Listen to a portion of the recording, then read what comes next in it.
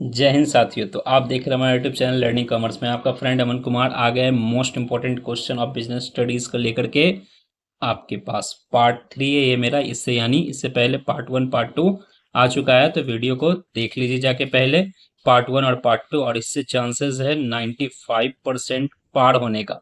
ठीक है, इसका मतलब अब की बार 95 पार। ठीक है, तो आप लोग बहुत अच्छे तरीके से इस पूरे चैप्टर को अच्छे से देख लीजिए। पूरे बिजनेस स्टडीज का मोस्ट इंपॉर्टेंट क्वेश्चन जो है मैंने करवा रखा है। ठीक है, तो उसको अच्छे तरीके से देख लीजिए। तो पहले के 7 चैप्टर आप पहले जाके देख के आइए, और जानिएगा तो जरूर वीडियो को लाइक जरूर कर दीजिएगा। ठीक है, और अपना वैल्यूएबल फीडबैक जरूर दे ताकि हमको और मोटिवेशन मिले और मुझे क्या वीडियो में सही करना है मैं ये समझ सकूं। ठीक है, तो चलिए दोस्तों स्टार्ट करते हैं। सबसे पहला टॉपिक यहाँ पे आ रहा है क्या, चैप्टर 8 का कंट्रोलिंग। आज का हमारा क्या टॉपिक है, कंट्रोलिंग। ठीक है, कंट्रोलिंग में मोस्ट इंपॉर्टेंट क्वेश्चन क्या क्या चाहिए आता है। तो सबसे पहला आता है controlling is a forward looking. Controlling is a forward looking मतलब क्या होता है, तो controlling is a forward looking इसलिए बोला जाता है कि बेसिकली यहाँ पे हम लोग प्लानिंग के अकॉर्डिंग अपना क्या करते हैं, एक्चुअल परफॉर्मेंस देखते हैं।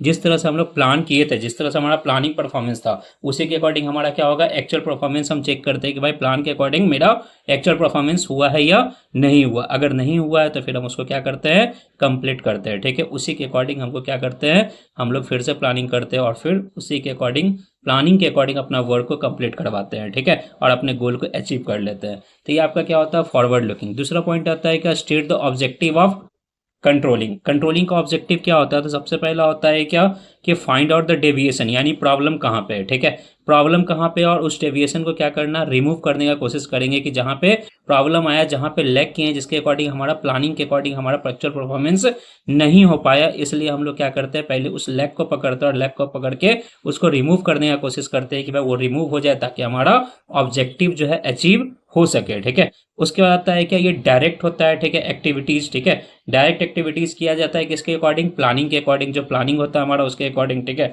प्रॉपर यूज करते हैं हम फैक्टर ऑफ प्रोडक्शन को। ठीक है, फैक्टर ऑफ प्रोडक्शन क्या होता है, लैंड, लेबर, मशीन, कैपिटल। ठीक है, और मनी आपका। ठीक है, तो ये सब जो होता है हमारा क्या होता है, फैक्टर ऑफ प्रोडक्शन है। उस सारे फैक्टर ऑफ प्रोडक्शन को हम क्या करते हैं, प्रॉपर यूटिलाइजेशन करते हैं और अपने इंप्लॉय को मोटिवेट करते हैं। ये हमारा क्या होता है, ऑब्जेक्टिव होता है किसका, कंट्रोलिंग का। ठीक है, थर्ड क्वेश्चन आता है what is budgetary control. Budgetary control क्या होता है यहाँ पे। ठीक है, तो बजटरी कंट्रोल इसलिए बेसिकली बनाया जाता है यहाँ पे ताकि एक टेक्निक है, ये बजटरी कंट्रोल क्या है, एक टेक्निक है जिसमें आप मैनेजरियल कंट्रोल करते हैं। तो यहाँ पे बोला जाता है कि जैसा हम एक्चुअल प्लान किए हैं, ठीक है, तो एक्चुअल प्लान तो ऑलरेडी बना हुआ है। ठीक है, जो कि बजट है हमारा। ठीक है, जिस तरह से हमको काम करना है वो तो ऑलरेडी बना हुआ है। ठीक है, बट इस चीज को देखा जाता है कि एक्चुअल रिजल्ट को कंपेयर किया जाता है प्लान परफॉर्मेंस के अकॉर्डिंग, मतलब बजटरी स्टैंडर्ड्स के अकॉर्डिंग। ठीक है, और वो देखा जाता है कि उसमें क्या प्रॉब्लम रह गया, उस प्रॉब्लम को सुधारा जा सके, इसलिए उसको क्या बोलते हैं, बजटरी कंट्रोल। यानी एक्चुअल प्लान को कंपेयर किया जाता है बजटरी स्टैंडर्ड से और उसके बाद अपने आप को क्या किया जाता है, वहां पे सुधारा जाता है कि, और देखा जाता है कि भाई किस चीज का जरूरत है, यहाँ पे नेसेसरी एक्शन क्या ले सकते हैं हम, वो यहाँ पे क्या करते हैं, ट्राई करते हैं। ठीक है, यहाँ पे क्या करते हैं, बजटरी कंट्रोल करते हैं। ठीक है, तो ये बजटरी कंट्रोल का टॉपिक पढ़ लीजिएगा। उसका बाद आता है क्या, advantage of budgetary control. Budgetary control का एडवांटेज क्या है, तो एडवांटेज तो बेसिकली यही आता है कि सबसे पहला जरूरी क्यों है। ठीक है, ये करना तो जरूरी इसलिए ताकि हम अपना क्या कर सके, यहाँ पे जो हमारा प्लान परफॉर्मेंस हुआ वो प्लान परफॉर्मेंस के अकॉर्डिंग हमारा एक्चुअल परफॉर्मेंस हो सके। ठीक है, और एक्चुअल परफॉर्मेंस में अगर कुछ मतलब कुछ प्रॉब्लम रह गया या लैग कर गया, ठीक है, तो उस लैग को सुधारा जा सके। ठीक है, इसलिए हम लोग क्या करते हैं, यहाँ पे बजटरी कंट्रोल किया जाता है। एडवांटेज अपने को बुक से पढ़ लीजिएगा अच्छे तरीके से, क्योंकि ये एग्जाम में बार बार पूछा जाता है। ठीक है, और याद रखिए इस बार 95 पार। ठीक है, और आपको बहुत मन लगा के पढ़ाई करना है। ठीक है, देखिए आप लोग अपना 100 दीजिए। ठीक है, बाकी सब भगवान के हाथ में छोड़ दीजिए, बस सब संभल जाएगा। ठीक है, अब आते हैं नेक्स्ट क्वेश्चन पे। नेक्स्ट क्वेश्चन क्या बोलता है, explain any 3 types of budget. ठीक है, 3 टाइप्स ऑफ बजट क्या होता है, सबसे पहला आता है क्या आपका सेल्स बजट, दूसरा आता है प्रोडक्शन बजट, तीसरा आता है आपका क्या, कैश बजट। ठीक है, ये 3 तरह का बजट बताया जाता है आपको। ये 3 तरह के बजट को हम लोग क्या करते हैं, ये 3 तरह का बजट होता है। सबसे पहला इसमें सेल्स बजट, दूसरा प्रोडक्शन बजट और तीसरा कैश बजट। तो एक्सप्लेन करने बोल रहा है तो आपको एक्सप्लेन करके आना, अगर क्वेश्चन आएगा तो ये 5 नंबर में आएगा।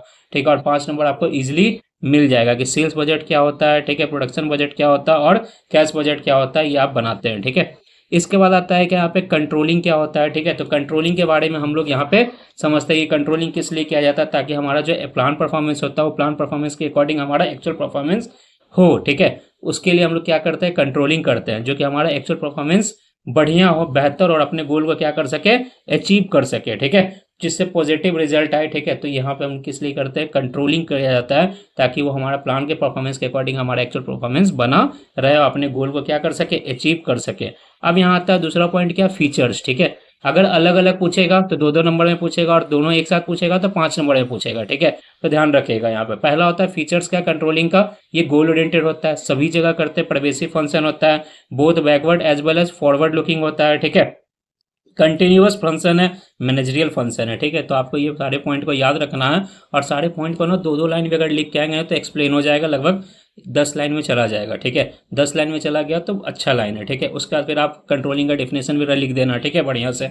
और अगर एक्सप्लेन करते हो 5 नंबर में अगर क्वेश्चन आता है, ठीक है, तो 5 नंबर में थोड़ा सा आपको बड़ा लिखना पड़ेगा, इसी चीज को और ज्यादा एक्सप्लेन करना पड़ेगा, तो एक्सप्लेन करके आइएगा, ठीक है। क्योंकि आपको ये आसानी से कितना नंबर देके जाएगा, 5 नंबर देके चला जाएगा, ठीक है। नेक्स्ट पार्ट आता है क्या, पार्ट बी। बिजनेस स्टडीज का पार्ट ए था और पार्ट बी था, ठीक है।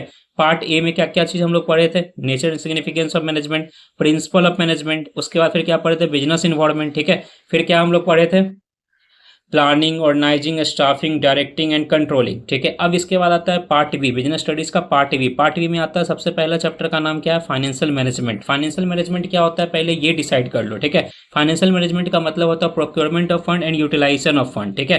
Procurement of fund and utilisation of fund का मतलब क्या होता है कि जब आप पैसा लाते हैं कहीं से, उसको अच्छे तरीके से यूटिलाइज करना ही क्या होता है, फाइनेंशियल मैनेजमेंट कहलाता है, ठीक है। मतलब हम लोग पैसा कमाते तो सर हैं, लेकिन वो पैसा पता नहीं उड़नछू हो जाता। अरे उड़नछू क्यों नहीं होगा भाई, ठीक है, होगा ही, क्योंकि आपको फाइनेंस का मैनेजमेंट करने नहीं आता है। तो इस चैप्टर को अच्छे से पढ़ना, ठीक है, क्योंकि ये चैप्टर आगे भी बहुत काम आने वाला है। इस एग्जाम में तो बहुत क्वेश्चन बनेगा ही, उसके बाद फिर आपको ये आगे भी काम आएगा, क्योंकि आप रियल लाइफ में भी क्या कमाएंगे, पैसा कमाओगे ना यार। पैसा कमाओगे तो पैसे को अच्छे तरीके से मैनेज करने के लिए सीखना, और वहां पे हम लोग पैसा इन्वेस्ट करते हैं जहां पे मिनिमम परसेंटेज कितना हो, आरओआई कितना हो, रिटर्न ऑन इन्वेस्टमेंट कितना हो, 15% हो, ठीक है। क्योंकि हमारा ये इन्फ्लेशन वगैरह लेस करने के बाद हमारे पास कुछ बचे तो सही, तभी तो हम बोलेंगे ना कि हाँ मेरा फाइनेंशियल मैनेजमेंट सही चल रहा है, ठीक है। ये फाइनेंशियल मैनेजमेंट का टॉपिक बहुत इंपॉर्टेंट है, ऐसे भी और वैसे भी। अब ऐसे वैसे क्या है आप समझिए, ठीक है। अब क्वेश्चन आता है यहाँ पे क्या, सबसे पहला 4 importance of objective. Important objective बताइए किसका, फाइनेंशियल प्लानिंग का। तो फाइनेंशियल प्लानिंग का सबसे पहला ऑब्जेक्टिव क्या होता है, तो बोलता है इंश्योर करता है क्या, अवेलेबिलिटी ऑफ फंड, ठीक है। चाहे आपका यहाँ पे बोलता है कि वेन एवर इज रिक्वायर्ड, जब आपको जरूरत पड़ता है, ठीक है, तब उसके अकॉर्डिंग आपका क्या होना चाहिए, प्लान, आपके पास पैसा होना चाहिए, ठीक है। दूसरा आपके पास बोलता है यहाँ पे to see that the firm does not, ठीक है, रेज रिसोर्सेज, ठीक है, अननेसेसरली। आप अगर आपके पास पैसे का जरूरत नहीं है ना, तो आप पैसा लीजिए ही मत, ठीक है। अगर आपके पास पैसे का जरूरत नहीं है तो आप पैसा लीजिए नहीं, क्योंकि फालतू में पैसा लेके रखने से क्या फायदा होगा, आपको उसके ऊपर इंटरेस्ट देना पड़ेगा। अगर आप डेट से लेते हैं तो, नहीं लेते हैं तो फिर आपका पैसा पड़ा रहेगा, वहां पे कोई फायदा नहीं है। तो जितना पैसा का यूटिलाइजेशन है बस उतना ही पैसा ले, ठीक है। इसका बोलता है कलेक्शन ऑफ ऑप्टिमम फंड, ज्यादा से ज्यादा फंड क्या होगा, कलेक्ट होगा, ठीक है। इसके अलावा और क्या होगा, हेल्प होगा क्या आपको, fixing the most appropriate capital structure बनाने में, कि आपको कैपिटल कहाँ से पैसा लेना है, ठीक है, आपको पैसा कहाँ से लेना है, डेट से पैसा लेना है या फिर इक्विटी से पैसा लेना है, ये आपको यहाँ पे बताने का काम करता है क्या, फाइनेंशियल प्लानिंग। तो ये आपका क्या होता है, 4 ऑब्जेक्टिव होता है जो कि आपको एग्जाम में लिख करके आना। सबसे पहला ensure the availability of fund. दूसरा पॉइंट क्या बताया हम, टू सी द क्या, to see the firm does not raise, ऐसे ही पैसा नहीं लेने का है, ठीक है। इसका आता है collection of optimum fund. Optimum fund का क्या करेंगे, कलेक्शन करेंगे, ठीक है। ज्यादा से ज्यादा क्या हो यहाँ पे पैसा हमारे पास आ जाए, ठीक है। इसके बाद फिर क्या बोलता है, फिक्सिंग करने का मोस्ट अप्रोप्रिएट कैपिटल स्ट्रक्चर में, कि भाई जहां पे हमको लगेगा कि भाई डेट से पैसा लेना चाहिए या फिर इक्विटी से, या डेट में पैसा इन्वेस्ट करें या इक्विटी में, तो इसी को क्या बोलते हैं, फाइनेंशियल प्लानिंग को बोलते हैं, ठीक है। अगला आता है क्या, फैक्टर अफेक्टिंग ऑफ द क्या, वर्किंग कैपिटल।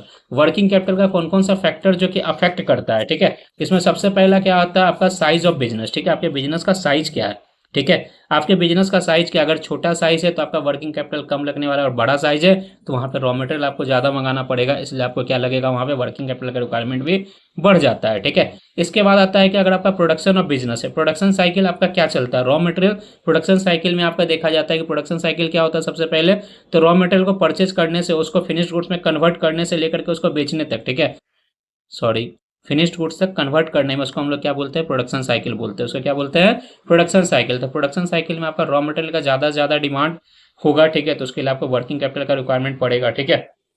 उसके बाद आता है क्या, सीजनल फैक्टर। मान लीजिए कि आप कोई सीजनल फैक्टर का क्या कर रहे हैं, आप सामान बेच रहे हैं, ठीक है।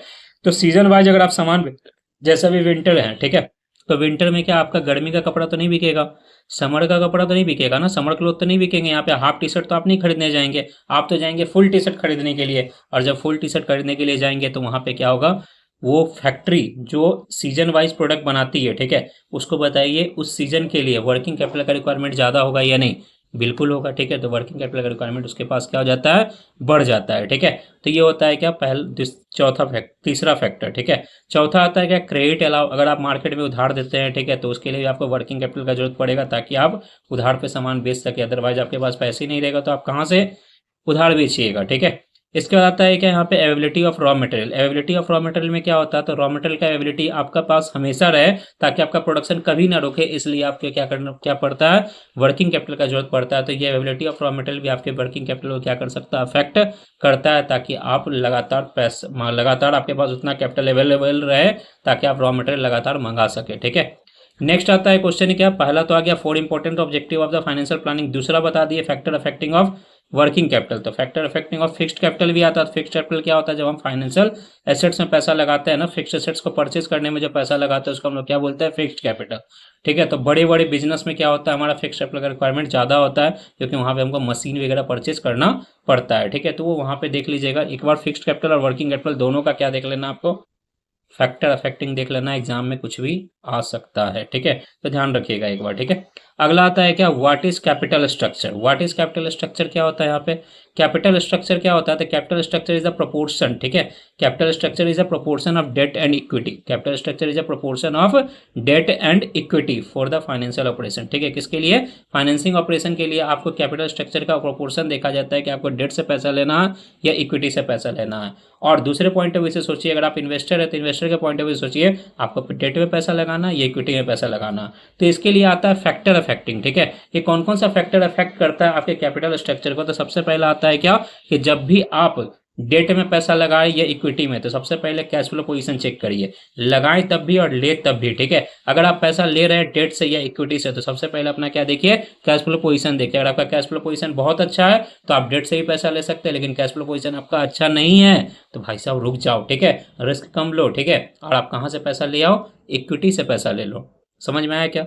उसके बाद आता है क्या, इंटरेस्ट कवरेज रेशियो देखते हैं। इंटरेस्ट कवरेज रेशियो का मतलब क्या होता है, पहले तो इसका फॉर्मूला जान लो, EBIT upon interest on long term borrowing, ठीक है। इसका मतलब ये होता है earning before interest and tax, यानी जो आप इतना अर्निंग कमाए हैं जिससे आप अपना इंटरेस्ट का पे आउट कर सकते हैं, ठीक है, तभी आप क्या लो, यहाँ पे डेट से पैसा लो, ठीक है। ये आपको बताता है कि आपका कैश पोजीशन बताता है कि भाई आपके पास पैसा कितना है, और आपके सॉल्वेंसी पोजीशन को मेंटेन करने में भी क्या करता है, काम करता है, ठीक है। नेक्स्ट आता है रिटर्न ऑन इन्वेस्टमेंट, देख लो कि रिटर्न ऑन इन्वेस्टमेंट कितना है, ठीक है। कॉस्ट ऑफ डेट कितना लगने वाला, कॉस्ट ऑफ इक्विटी कितना लगने वाला। अगर आप इन्वेस्टमेंट कर रहे हैं तो रिटर्न इन्वेस्टमेंट चेक करो, और अगर आप पैसा ले रहे हैं डेट या इक्विटी से तो पहले उसका कॉस्ट ऑफ डेट चेक करो और कॉस्ट ऑफ इक्विटी चेक करो, ठीक है। तो ये सारे क्या होता है, फैक्टर अफेक्टिंग होता है, जो कि आपको देख करके क्या लेना होता है, डेट से पैसा या फिर इक्विटी से पैसा लेना होता है, उसी को क्या बोलते हैं, कैपिटल स्ट्रक्चर का फैक्टर अफेक्टिंग, ठीक है।